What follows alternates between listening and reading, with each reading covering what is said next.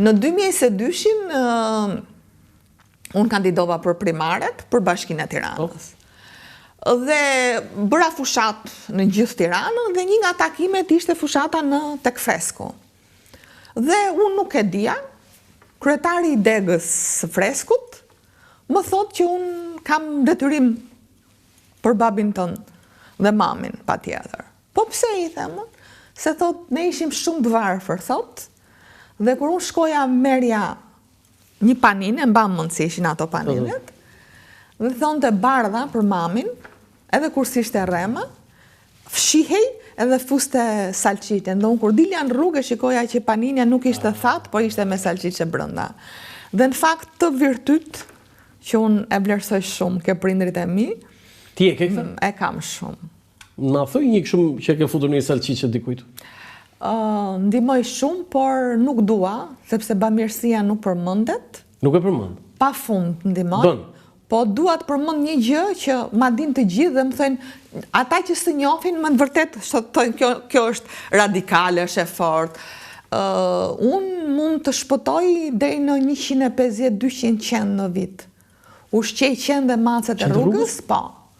Në makinë mbaj 2 thas me ushqime, dhe kur shkoj jashtë Tirane për gjyqe të ndryshme, për rolin e avokatis, unë marrë me vete toste pa fund, sa që në fillim kalamajt më thonin, që do gjithë to, do shkosh me grup? Jo, i thoja unë se më dalin rrugës qenë dhe macet. Dhe ushqen? Dhe ushqej.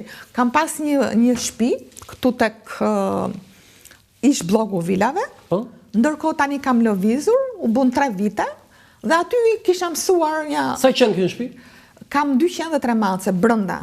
Brënda shtëpi? Kam 18 mace poshtë pallatit. 18 mace? Po, kam dhe 18-20 mace këtu ke lagja vjetër që shkoj natë për natë, ose unë, ose djali, i ushqejmë se ato janë mësuar. Tani, ti do bësh avokate popullit apo avokate e kafshëve të zbutura? Po se një shtet tregohet nga sjellja që ka ndaj kafshëve. Do dhe ne nuk duhet cillimi si kafsh ndaj kafshëve. Unë mendoj se sot, ndjes, emrin kafshë meriton njeriu. Ma bërë lëmsh skaletën, flasim qikë për Partinë Demokratike. Jo, është me bukur kjo, po nuk në lëdë, jo, shumë e bukur. Njerëzit, po edhe ato deputetët e Partisë Socialiste, të shikojnë Adriana Kalan, për te asaj që e ka njohur, dhe mbi të gjitha, të kuptojnë një gjë, që unë nuk kam asgjë personale me askënd. Unë kam menduar që duhet bërë kjo rrugë, duhet bërë kjo gjë, dhe e kam bërë. Po absolutisht, asgjë personale, as me X-in, as me Y-in. Për ta mbyllur me Agustinin, si është me shëndet? Di që ka lënë spitalin, dhe është për momentin, ja. Nuk shkon, po që ti kthe kamera dhe në shumë të mirë dhe të divorcuar. Tani, në fakt, unë kam qenë edhe vetë gjatë se koha me disa probleme shëndetësore, kështu që nuk jemi kaq fortë. Si shmesh që është mirë, Agustini? Po, unë kam komunikuar dhe me familjarët, kështu që është shumë mirë. Është shumë mirë? Është shumë mirë. Edhe është kocke forta. Po, shërim të shpejt kampion, sepse ai meriton ti thuash kampion. Është emblema e futbollit shqiptar. Absolutisht po, absolutisht. Agustin Kola. Sikur mos e kishe bërë golin Arben Minga me Belgjikën, çfarë do t'i bënte Agustini? Çfarë tha ty në vesh? Do ta mbyste. Kështu të ka thënë? O sa e bukur kjo. Do të thonë, nëse se Ben Minga vetëm për vetëm nuk do ta bënte golin. Do të thënë më shumë nga të gjithë Agustinin e ngacmonte ai Versheu. Në Versheu, trajneri. Pse? Dhe ka qenë burim mirë. Po nga natyra që Agustini ishte shumë nevrik edhe e shpërthente atë. Shprehente ai. Ai kalon të hekura. Jo, gjithë ne menduam që Ben Minga do të japi Agustinit dhe top.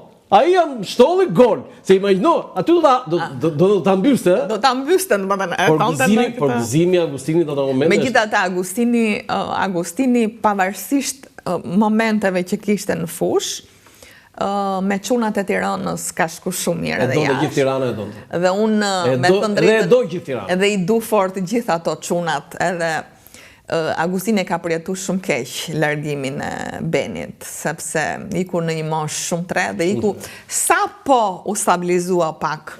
Me Norën kam goxha kontakte, takohem Ke kontakte një grua e mrekullueshme, kam shumë respekt dhe kam intervistuar. Dhe ka 2 fëmijë të mrekullueshëm. Edhe ata sportistë në rrugën e teatrit.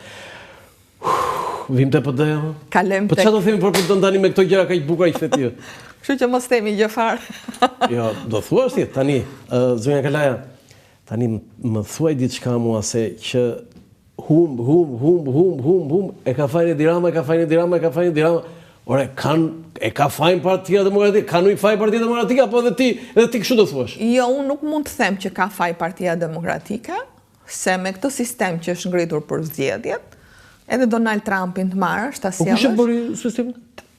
Tani hajde, më lejo. Po e ka faj PD-ja pra? Jo, unë nuk them që ka faj PD-ja. Tani, kush janë gabimet e BD-s në këndvështrimin? Jo, një sekond. Tu jemi politik, të ato gjërat e bukura së ndryjo. Jo, patjetër, jo, më lë. Kush e miratoi kodin zgjedhor? Po këtë pra po them, hajde të. E ka faj PD-ja pra? Unë po të them, hajde të flasim për gabimet tona. Okej. Unë kur flas për gabimet e PD-s, nuk legjitimoj as pak ato që ka bërë Edi Rama. Legjitimoj 100% të gjithë denoncimet që ka bërë Sali Berisha, Partia Demokratike, po thuj se inexistente, tani të flasim, se vetëm Zoti Berisha i ka bërë denoncimet, gjatë gjithë verës. Mos e bërë dhe të tjerë. Po shumë pak pra tani. Shumë pak, po tani çfarë do bëj tani? Po lëre tani të lutem, Tani ti thua që Zoti Berisha, do të thënë vetëm ai është dhe s'ka njëri tjetër. Po se nuk i përre. Kjo është teori kështu e Enverist. Po nuk është problem, nuk është teori, unë po them, po flas me faktat. Nuk më pëlqen mua. Jo ti thua nuk ka burra, gra, djem, vajza që mund të zëvendësojnë Zotin Berisha? Ai nuk hy fara ati muhabeti. Ne po flasim çfarë u bë gjatë verës. Mos më keq kupto dhe mos më devijo atë që unë them. Unë thash gjatë periudhës verës që të gjithë denoncimin për farsën zgjedhore, këtë thash. Nuk thash që nuk ka, asnjë nuk është i pazëvendësueshëm. E ka bërë Sali Berisha. E ka bërë Sali Berisha. Po Rama volli 3, 13, 23, po s'ka vjet 33 orë. Tani të lutem, dy veta denonconin gjatë verës aty. Hapni gjithë kronikat televizive. Sali Berisha dhe Adriana Kalaja. Dakord? Tashim keq më vjen që ta them, por në gjatë gjithë periudhës verës, PD-ja ishte bosh. Madje unë bëja dhe status, e thash, asnjë status i imi nuk është pa qëllim. E din ata. Po më plash ka i qëndari, nuk ka i qëndari. Në Selin nuk ishin. U tha që do bëhet revolucion në shtator. Po, unë jam për revolucionin. Do bëhet nami. U tha do bëhet analiza. Nuk u bë. U tha do bëhet ristrukturimi. Nuk u bë. Prit për tani jo vetëm Berisha. Po se kanë fajnë ata i serdhën në Selin. Po jo vetëm Berisha pra. Se tani mu më tha në mbledhjen e kryesisë, herën e fundit, një pjesë e madhe nuk donin protesta. Pra nuk është faj Berisha, do thush ti Berisha i ka zgjedh. Nuk duan protesta? Po nuk duan, duan ratin. Duan ratin. Mandatin e kanë marrë. Për çfarë duhet protestat? Më fal, ti mendon se i duan zgjedhjet e parakoshme atyre që të lënë mandatin?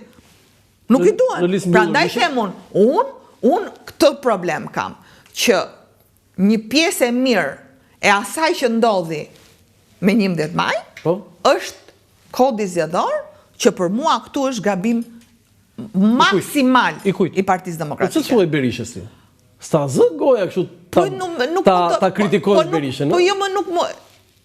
Nëse ka një person që ka kritikuar Sali Berishën, dhe po t'jap vetëm letrën e fundit që kam çu me 6 tetor, ja ka qenë kështu personale? Jo, publike, ajo që ke shkruar në Facebook. Po, jo, letër publike, ajo dorëheqës, me 6 tetor, ku s'kisha plane për të kandiduar, për avokatën e popullit. I ke çuar letër? Unë i kam çuar pra 1 muaj përpara zgjedhjeve, që kur mora vesh që kryesia kishte vendosur të dilte me kandidati jashtë partisë.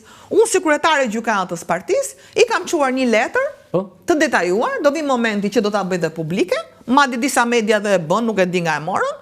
Ja drejtova dhe kryesisë dhe zotit Berisha, dhe në këndvështrimin tim, thash që është shkelje e rëndë e statutit, e para, e dyta, edhe politikisht dhe moralisht, është një vendim i gabuar, sepse edhe me problematikën që ka PD-ja, strukturat, dhe tash duhet jemi pak me këmbë në tokë, është shumë kollaj, të themun tani fajnë e ka Berisha, e ka Flamur Noka, e ka X, e ka Y.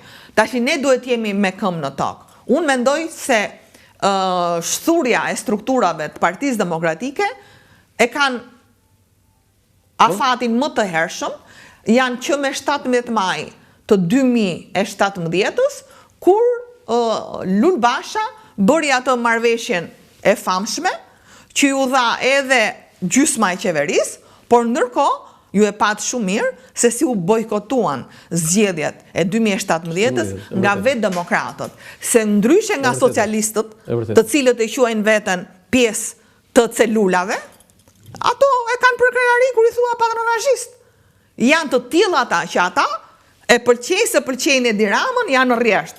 Ndërkohë demokratët reagojnë të rriqen dhe unë kam informacione që një pjesë e madhe e demokratëve nuk kanë dalë për votime, vetëm se kanë pas kandidat. Në 2017-ën?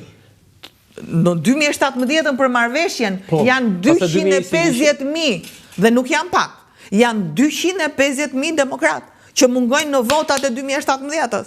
Adriana, ndërkohë edhe me nëntor ndodhi fenomen që ti ke prekur demokratët. Më le ta bëj pyetje. Tani, në 11 maj humbët në zgjedhjet e dielës 5-0 ishte një goditje. Unë nuk e quaj humbje, tash i përish vërtet. Po pse? Ç'është fitore? Si serbët? Jo, nuk e quaj humbje. Të serbët ti humbasin? Shiko. Edhe festojnë. Atëre, unë tani lutem tani. Dëgjoj, për sa kohë që të gjithë akuzat e Partisë Demokratike dhe të zotit Berisha u vërtetuan nga raporti OSBE-Oldirit, unë nuk e quaj fitore të Ramës, unë e quaj që Rama në mënyrë maksimale, atëre më fal. U certifikuar? Jo, nuk u certifikua, n'asnjë vend, n'asnjë fjali të raportit nuk është thënë certifikimi i zgjedhjeve. Por nuk është thënë që zgjedhjet nuk ishin të rregullt. Jo, është thënë.